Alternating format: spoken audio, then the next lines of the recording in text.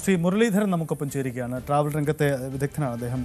ശ്രീ മുരളീധരൻ, ഈ എയർ ടിക്കറ്റുകളിൽ ഒരു വലിയ മാറ്റം കാണുന്നുണ്ട്. മുൻകാലങ്ങളിലെ ഒരു അവസ്ഥ എന്തായിരുന്നു? നമുക്ക് ഓണത്തിന് തിരക്കേറുന്ന മാസമാണ്, നമുക്കറിയാം. ഗൾഫ് രാജ്യങ്ങളിൽ നിന്നും മറ്റും ആളുകൾ വന്നു പോകുന്ന ഒരു സമയമാണ്. അപ്പോൾ അന്ന് ഇതിന് ഈ തരത്തിലുള്ള ഒരു വർധനവ് ഉണ്ടാവാറുണ്ടോ? ഇത്തവണ അതിൽ നിന്ന് വ്യത്യസ്തമായി കനത്ത പ്രതിസന്ധി? ഇല്ല.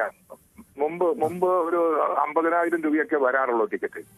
50,000 രൂപയൊക്കെ വരുമായിരുന്നുള്ളൂ മുമ്പൊക്കെ സീസണില്. ഇതിപ്പോ സാധാരണഗതിയിൽ 6,000 മുതൽ ഒരു 12,000 രൂപ വരെ ഉണ്ടായിരുന്ന ടിക്കറ്റ് ഫെയർ ആണ് ഈ ഓണക്കാലത്ത് സ്വാഭാവികമായിട്ട് കഴിഞ്ഞ കാലങ്ങളിലൊക്കെ ഈ ഒരു 40, 50 ഒക്കെ വരാറുണ്ട്. ഇപ്പൊ അതല്ല സംഭവിച്ചത്. ഇതിപ്പോ 80,000 മുതൽ 1.5 ലക്ഷം രൂപ വരെയായി ടിക്കറ്റ് മാറി. അതായത് ഒന്നാമത് ഗൾഫ് രാജ്യങ്ങളിലൊക്കെ ഉള്ള പ്രോബ്ലം, ഈ അവര് അവിടെ യുദ്ധത്തിന്റെ പ്രശ്നത്തിൽ ആളുകളൊക്കെ വലിയ ബുദ്ധിമുട്ടിലാണ്. പലരും ജോലി നഷ്ടപ്പെട്ടിരിക്കുന്നു, ജോലി അന്വേഷിച്ചിരിക്കുന്നു. അതിൽ വളരെ കുറച്ച് പേരാണ് ഇവിടെ എത്തിയത്. അവരെയാണ് ഇങ്ങനെ പകൽ കൊള്ളയടിക്കാനുള്ള ഒരു നീക്കം ഈ വിമാന കമ്പനികൾ നടത്തിയത്. അത് ഖേദകരം എന്ന് മാത്രമല്ല, ഈ കാര്യത്തില് നമ്മൾ കേന്ദ്ര വ്യോമയാന വകുപ്പ് ഇടപെടണം. ഡയറക്ടർ ജനറൽ സിവിൽ ഏവിയേഷനാണ് ഇതിന് പവറുള്ളത്. അവര് വിമാന കമ്പനികൾ അമിതമായി ചാർജ് ഈടാക്കുന്നത് ഒഴിവാക്കണമെന്നും അത് കൺട്രോൾ ചെയ്യണമെന്നും അവർ ആവശ്യപ്പെടണം. ഇപ്പൊ നിയമപരമായിട്ടില്ലെങ്കിൽ പോലും ഡയറക്ടർ ജനറൽ സിവിൽ ഏവിയേഷന് ആവശ്യപ്പെടാനുള്ള അധികാരമുണ്ട്. അപ്പൊ അതിനുള്ള നടപടി ഉണ്ടാവണം. അതിന് ഇവിടുന്ന് സംസ്ഥാന മുഖ്യമന്ത്രിയും ഇവിടെ നിന്നുള്ള MP-മാരും ശക്തിയായി കേന്ദ്ര വ്യോമയാന വകുപ്പിൽ സമ്മർദ്ദം ചെലുത്തണം. അതാണ് എനിക്ക് പറയാനുള്ളത്. ഈ നമുക്ക് ഗൾഫ് രാജ്യങ്ങളിൽ നിന്ന് മാത്രമാണോ ഈ പ്രതിസന്ധി ഇപ്പോൾ കാണുന്നത്? ഈ യൂറോപ്യൻ കൺട്രീസിൽ നിന്നൊക്കെ സാധാരണ ഓണത്തിന് വന്നു പോകുന്നവരുടെ എണ്ണം കുറവായിരിക്കും ഗൾഫിനെ അപേക്ഷിച്ച്, അല്ലേ? അപ്പോൾ ഗൾഫിൽ മാത്രമാണോ ഈ ക്രൈസിസ് ഏറ്റവും രൂക്ഷം?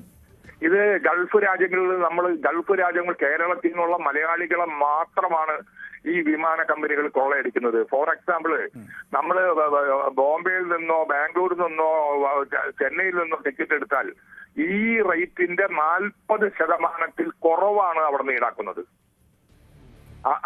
അതാണ് നമ്മളെ ഞെട്ടിക്കുന്ന കാര്യം. ഇതൊന്നും മുമ്പൊന്നും അതായിരുന്നില്ല. ഇവിടുത്തെ നിരക്കിനോട് അനുബന്ധമായിട്ട് ബോംബെയിലും ഡൽഹിയിലും മദ്രാസിലും ബാംഗ്ലൂരിലും ഒക്കെ ചാർജ് കൂടുമായിരുന്നു.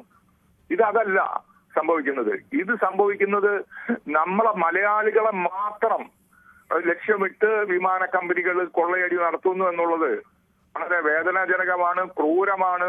ഇത് ഗൾഫ് മലയാളികളോടും ലക്ഷക്കണക്കിന് രൂപ വിദേശ നാണ്യം നേടിത്തരുന്ന ഇവിടുത്തെ പാവപ്പെട്ട മലയാളികളെ ആണ് ഈ ക്രൂരത ചെയ്യുന്നു എന്നുള്ളത് വളരെ വേദനാജനകമാണ് എന്നാണ് എനിക്ക് പറയാനുള്ളത്.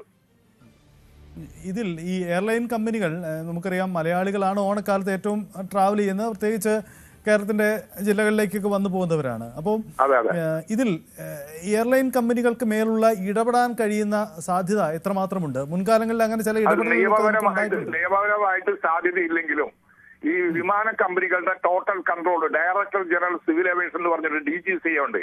അവരാണ്. കാരണം എന്നറിയോ, ഈ വിമാന കമ്പനികളുടെ എല്ലാ കാര്യത്തിലും അവരെയാണ് അപ്രോച്ച് ചെയ്യേണ്ടത്. DGC ആണ്. അപ്പൊ DGCയോട് ഇങ്ങനെ എന്തെങ്കിലും പറഞ്ഞു കഴിഞ്ഞാൽ അവർക്ക് ധിക്കരിക്കാൻ കഴിയില്ല. പിന്നെ മാനുഷികമായിട്ടുള്ള പ്രശ്നം, കേരളത്തിലെ വിമാന ടിക്കറ്റുകൾ മാത്രമാണ് ഇത്ര വലിയ ചാർജ് ഈടാക്കുന്നത്. ബോംബെയിലും ചെന്നൈയിലും ബാംഗ്ലൂരിലും ഒക്കെ ഇതിൽ 40% കുറവാണ്. അവിടെയാണ് ഈ ചതി എടുക്കുന്നത്. യെസ്, മനസ്സിലാവുന്നുണ്ട്. എന്തായാലും വളരെ നന്ദി ശ്രീ മുരളീധരൻ പ്രതികരിച്ചു. എന്തായാലും നമ്മൾ കേട്ടതാണ് ഇതിൻ്റെ സാഹചര്യം. അതായത് മലയാളികൾ ഓണക്കാലത്ത് കേരളത്തിലേക്ക് വരുന്ന മലയാളികളെ പിഴിയാൻ എയർലൈൻ കമ്പനികൾ ടച്ചിന് ശ്രമിക്കുകയാണ്. അതാണ് റേറ്റുകൾ ഇത്ര കുത്തനെ വർധനവുണ്ടാവുന്നത് എന്നതാണ് സാഹചര്യം. അതേസമയം ഇന്ത്യയിൽ തന്നെയുള്ള മറ്റ് സ്റ്റേറ്റുകളിൽ നിന്ന് വരാൻ ശ്രമിക്കുന്നവർ സാധാരണയായി ട്രെയിനോ ബസ്സോ ഒക്കെയാണ് കൂടുതലായി സാധ്യത തേടുന്നത്. അവരെയും പിഴിയാനിരിക്കുന്നു മറ്റ് സർവീസുകൾ. ട്രെയിനില്ല, ഒപ്പം ബസ് സർവീസുകളുമില്ല. ഉള്ള സർവീസുകളാവട്ടെ കനത്ത റേറ്റ്. മലയാളികൾ പാടുപെടുന്നു എന്നതാണ്. കൂടുതൽ വാർത്തകൾക്ക് News 18 Keralam YouTube channel subscribe ചെയ്യുക.